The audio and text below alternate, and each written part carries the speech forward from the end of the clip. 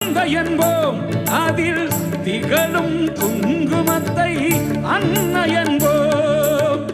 சந்தனம் மணக்குது, கற்பூரம் ஜொலிக்குது. சந்தனம் மணக்குது, கற்பூரம் ஜொலிக்குது. கந்தகிரி கோயில் வந்தால் நன்மையெல்லாம் நடக்குது.